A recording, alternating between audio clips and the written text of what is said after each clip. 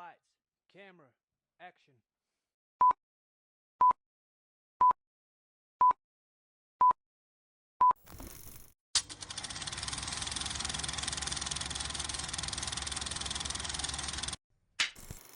Hey everybody, welcome back to another review, and today we're going to be talking about Project Hail Mary. I think this is one of the first reviews that I've done this year that is a non-horror movie. So, if you're here for the horror stuff, I love horror movies, but there is a couple movies that come out throughout the year that really kind of hit me in a way that I do really want to talk about, and this is one of them. So I did see this movie at the premiere on Thursday last week when it came out, but I did really want to see it again because I know there was stuff that I missed in it, and I was so tired the day that I saw it because I worked third shift that I know that I missed a lot in it, so I really wanted to give it its fair shot and really go see it again so I can really take everything in.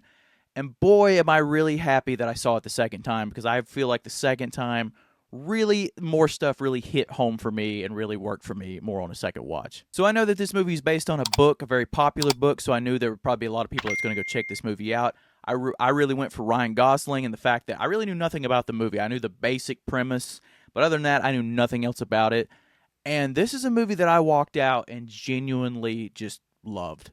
So essentially, this movie follows Ryan Gosling, who wakes up on this spaceship, and he is like the sole survivor of this crew.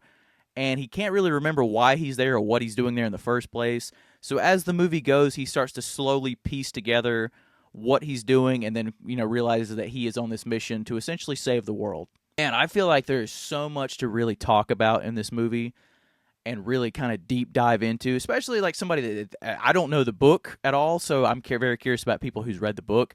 I've heard some people say that this was a very good adaptation of the book, and I even the author of the book was very happy with it, so that's got to mean something. But I'll just say, starting right off with the things that I really loved about this movie was that Ryan Gosling, man, like there's something about him as an actor. I love him in everything he does. Like I love this dude. He's one of my favorite actors, and he can do anything: romance, comedy, drama, you name it. And I feel like this character is an amalgamation of all the characters that he's played before him, and he really brought all that into this character because he has to go through so many emotions in this movie. Where he feels devastation, where he's really contemplating things in his own life, and really has to rise above and be a hero that he never knew that he could be. And really, he does such a great job of going through all those emotions, and you feel it right along with him as the audience. And I don't think anybody else could have played this role. How they say there are certain people that are born to play roles. Ryan Gosling was born to play this role.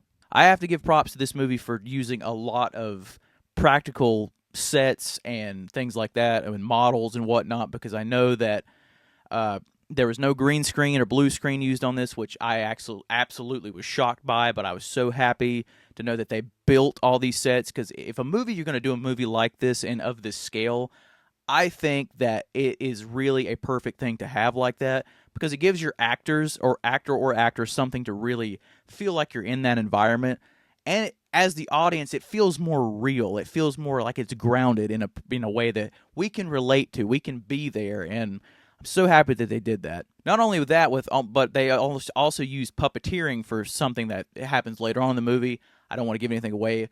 Obviously, you know what I'm talking about, because if you've read the book or if you've seen any of the marketing or anything for this movie, you know what that is. But I'm trying not to really give stuff away as I talk about it, because I just want people like me that maybe is going in blind to really enjoy it. I really love the directors who did this movie, Lord and Miller. I've really enjoyed pretty much everything they've done, so it's good to see them back in the director's chair. But I think this movie is by far probably the biggest movie that they've ever done, and just for the scale of it, it's the biggest movie they've ever done. I just love how they go about shooting certain things on like Ryan's ship versus someone else's ship, and then how they do the space scenes, and how it's more these wide open shots when it comes to space and whatnot. I think they just did a really great job with that, and it really adds something to the cinematic experience of it, because this movie is just absolutely beautiful to look at.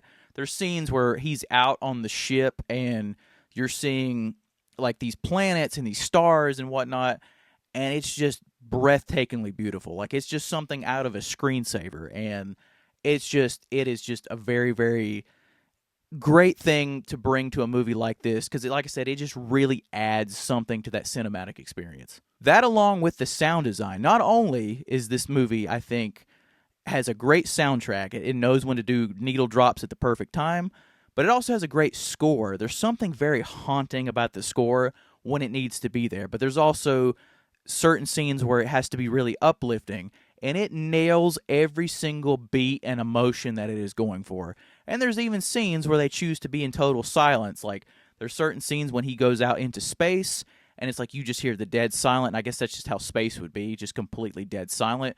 So it's awesome how they chose to do that for that sound design and to really kind of live in that moment.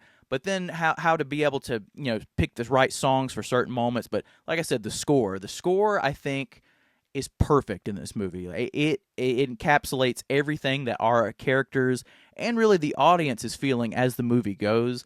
And I got to give it props. This is a movie that I don't know would work as well if we didn't have a score or if the score wasn't as good as it was. I also like the non-linear storytelling as this movie goes. Most of the times, and a lot of times, that can kind of really break a movie to where it can kind of really just feels like whiplash because you're jumping from okay, now like here in the past and you're going back and forth so much, like you'll get invested in what's going on and then it travels back and you're like, damn, so you have to re-get invested, and by the time that starts to get good, it goes back into what you were just watching. But this one does a great job of being of storytelling in general to where you're so invested in what's going on that you don't feel any of that. Everything flows so naturally. Because this movie starts out with him waking up on the ship, so we don't know, as the audience, we don't know why he's there either. So it slowly goes back in his past and pieces things together as the movie goes. And like I said, the way that they go about structuring it and where they choose to like go back in the past and where to leave us in the future, I think it's brilliantly done. I think it's just great. It's just perfect.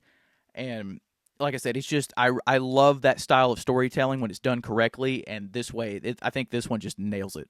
I also think this is a perfect family movie, and I know, and honestly, it's like a movie that they don't make anymore. Like these are the type of movies that just don't come around anymore. Like I said, with the practical effects and the things that they go about doing certain stuff in the movie, and the practical sets and the puppeteering and the storytelling. I think this movie feels like one of those movies you would see with your family maybe back in the early 2000s, and it's just one of those movies we don't get anymore. And what I mean about a family movie is like this is a true definition of a family movie. There is something in this movie for everybody in your family. Most of the time nowadays when you say family movie, you're like, oh, it's a movie I have to take the kids to, and it's one of those things where you're dreading it. But this movie, literally every person in your family can get something out of this movie. Even when I went to go see it the first time, there was a lot of families in that showing. And like I said, it's just something that is in there for everybody, where you have the drama, you have the comedy, you have the stuff later on that with a certain character that can be introduced that kids will love. But not only will the kids love it, I think the adults will learn to grow with that character and really be on board for it as well. So there's just something in there for all of that. Even the science, like the science stuff is so well done. This is a movie that I'm not a smart person at all. Math and science is the farthest thing from my life as I can possibly get. I sucked ass in school at math and science. I could not do anything in those subjects to save my life. So I was worried going into this. I was like, okay, am I going to be able to follow this movie? Because I'll admit, I'm pretty dumb. But I was actually able to really, I love how they didn't dumb down the science, but they explained it in the storytelling enough to where you could easily follow what was going on. And you knew what was going on, what the stakes were, what they had to do, and what the stakes were when they were in space, of what they had needed to get, and how much like Earth and other things really depended on what they could find on Earth and possibly bring back to them. Like I said, I just loved how they've interwoven all that stuff together, where, like I said, you have science, comedy, drama, you have all that stuff, and like there's so much family stuff at its core that, like I said, this is easily a family movie and the type of movie that we just do not get anymore. And at the core of this movie is the friendship between the two characters. Obviously, again, it's one of those things that I don't want to say who it is because I don't want to give anything away, but if you've read the book, if you've seen the marketing, obviously you know who I'm talking about. This movie hinges on their friendship, and that is the heart and soul of this entire movie. And there's something so touching about how they go about it and how they write it and did it. And like I said, I got to give kudos to the writer of the book and the screenwriter of this movie, especially to make me feel that way about that type of object. I'm like, wow. I'm just like, wow. There's so much there and so much at the core of that like I said, this movie hinges on that because that is the overall heartbeat of this movie. And without that, and if they failed on that front, I just don't think really any else of the movie would have worked at all. But I also really love something that I took away from this personally, and maybe it's something that was universally put in there for people to kind of feel the same way. I don't know, but this is something I took away from it, is that I love how these characters that are, our core characters, they wanted to work together. They live different ways. They have completely different ways of life. They can't even be together without, the atmosphere. Their atmosphere is killing each other, but they did everything they could to work together and to be a unit because they knew not only were they, in space by themselves, and so there's that human nature of companionship that they really wanted and needed within each other. But I love that thing of how it didn't matter how different they were, and what the different walks of life that they had. They knew that they were stronger together than they were apart. And I think that's a great message, especially with all of the crazy stuff going on in the world now. And I'm not making this political. I'm not making this, whatever you want to take away from it. I'm just saying that in general. Before, the world has always been divided to a sense, and I think that having a message like this in this movie is something the world kind of needs right now. And it's a great uplifting message, and it is nice to have a little bit of a positive message in a movie every once in a while, and something that you can take away. And like I said, that could just be something that I took away from it. It might be something that was universally in there for that reason, but I really love that. That's something I really took away from it. I also love the dynamic between their two characters as well, because I feel like it's one of those moments where they found each other when they needed each other the most, but they didn't know it yet. It's those things where, I've said it other times about other movies on this channel before, but that saying of how certain people will come into your life and really change it. You don't ever know how long they're going to be there, but they could change it in an instant, and you don't know how or like in what way they're going to change it, but in some way they're going to have an effect on your life. And I feel like that's what these two characters were for each other, and they flesh it out so well, and they do it, like I said, in such a heartfelt way that you care so much about both of the characters, so much so that your emotions are so tied into everything that's going on, and you don't want to see anything happen to them. And it brings such an emotional weight to the movie as well, to where there's a part of you inside that you're like, damn, I really don't want anything to happen to these characters. But yet again, they're in space on these missions, and you never know if anything's going to go correctly. So you always have that thought in the back of your mind that just where you're just so worried about what's going to happen to these characters. Like I said, it's just brilliant writing and just a brilliant execution overall between Ryan Gosling's acting and like the puppeteer work and the voice work and the directing. It was just a perfect unit altogether. And that also leads to some really great scenes of dialogue between these two characters. I think they have really fun chemistry and perfect chemistry with each other.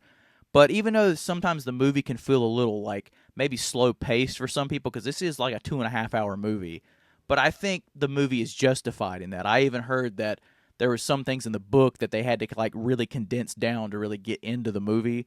And I mean, I understand this movie probably would have been 4 or 5 hours if they put everything that they wanted to in the movie or whatever. But those scenes that they have with each other are so pivotal to everything else that, like I said, I don't think none of it would have worked without them. And that leads to some really great, like, just really tense scenes, especially one in particular, but really just tense, gut-wrenching, just hold your breath scenes. And like I said, I don't think any of that would have worked if you didn't buy into the chemistry and the relationship of these two characters. Honestly, that's really one thing that I was not expecting from this movie. I was expecting more of like this sci-fi space adventure that probably have some pretty, tense gut-wrenching moments. But like I said, with that element being introduced, it really added such a heartfelt element to the movie, and it was something I was not expecting at all. But then again, like I said, I knew nothing about the book or really anything about this movie going into it, so that was a really nice surprise for me. And I think them having something there for actually there, like the puppeteer work for Ryan Gosling to be able to really interact with that character.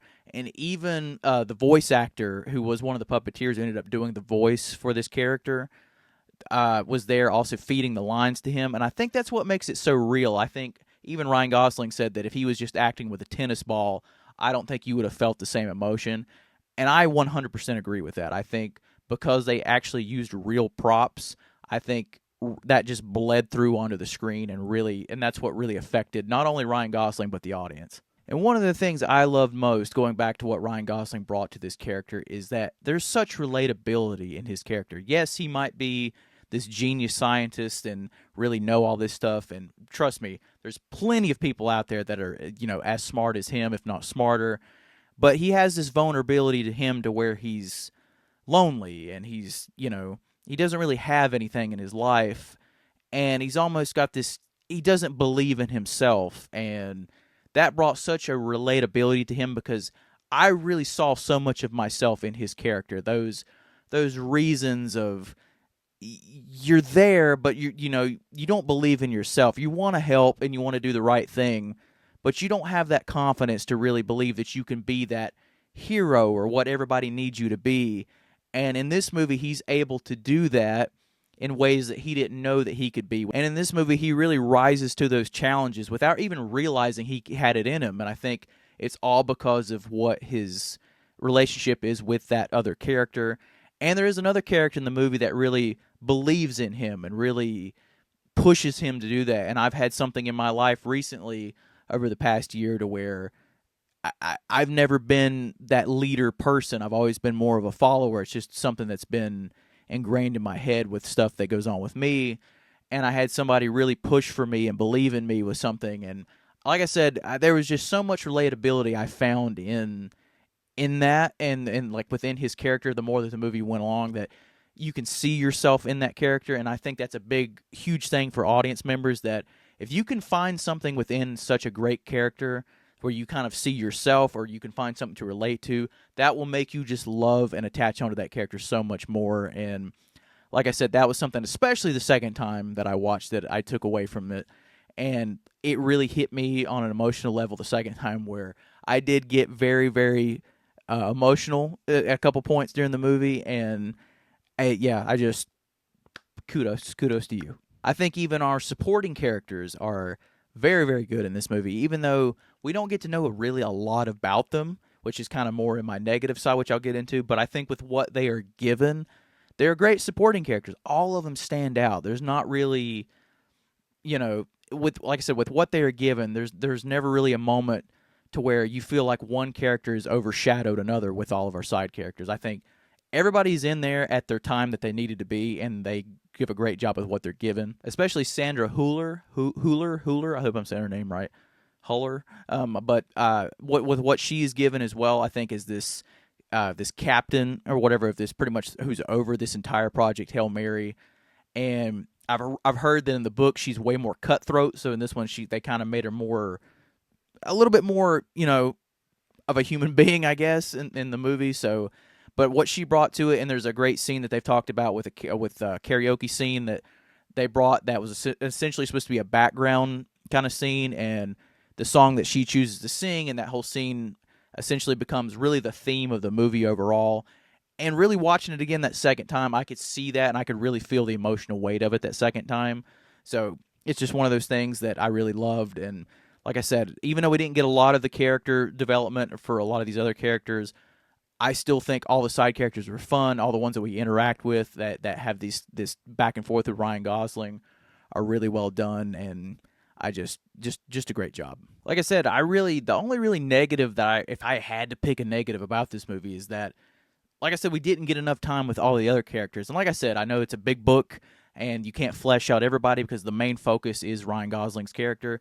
But even like the astronauts that also go on this journey with him, you kind of see them like just a little bit in the flashbacks, but you don't really get to know much about them. But you don't really feel their loss like you're supposed to. Like, I understand if you're supposed to have this, emotional weight to them. I mean, you're sad that they're gone, but you don't get that real big tragic feeling that, you might have wanted to get from something like this. But like I said, that could be more of a nitpick thing because the little bit of time we did get with them, I felt like was good. Like I said, it's hard to really decipher it because I know it's an adaptation, and I know with adaptations you have to pick and choose certain things.